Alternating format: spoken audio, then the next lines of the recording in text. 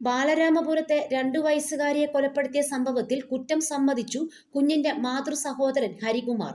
ഇയാളെ പല പ്രാവശ്യങ്ങളായി പോലീസ് ചോദ്യം ചെയ്തിരുന്നു. ചോദ്യം ചെയ്യലിനിടയിലാണ് കുട്ടിയെ കിണറ്റിലെറിഞ്ഞ് കൊല്ലുകയായിരുന്ന ഇയാൾ വെളിപ്പെടുത്തിയത്.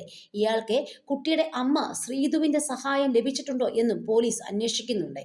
എന്നാൽ ഈ മൊഴി പൂർണ്ണമായും വിശ്വസിക്കാൻ പോലീസ് തയ്യാറായിട്ടില്ല. കുട്ടിയുടെ അച്ഛൻ ശ്രീജിത്ത്, അമ്മ ശ്രീതു ഉൾപ്പെടെ മൂവർക്കും കുറ്റകൃത്യത്തിൽ പങ്കുണ്ടോ എന്ന് പോലീസിന് സംശയമുണ്ട്. ഇക്കാര്യത്തിൽ എന്തോ മറയ്ക്കാനോ ഇങ്ങനെയൊരു മൊഴിയെന്നും പോലീസ് സംശയിക്കുന്നു. 3 പേരെയും പോലീസ് ഇപ്പോഴും ചോദ്യം ചെയ്യൽ തുടരുകയാണ്. വ്യാഴാഴ്ച പുലർച്ചെയാണ് കുട്ടിയെ പരാതി ഉയർന്നത്. തുടർന്ന് നടത്തിയ പരിശോധനയിലാണ് രാവിലെ 8:15ഓടെ കുഞ്ഞിന്റെ മൃതദേഹം വീടിന് സമീപത്തെ കിണറ്റിൽ നിന്ന് കണ്ടെത്തുന്നത്. ശ്രീജിത്ത് ദമ്പതികളുടെ മകൾ ദേവേന്ദു 2 വയസ്സുകാരിയാണ് മരിച്ചത്.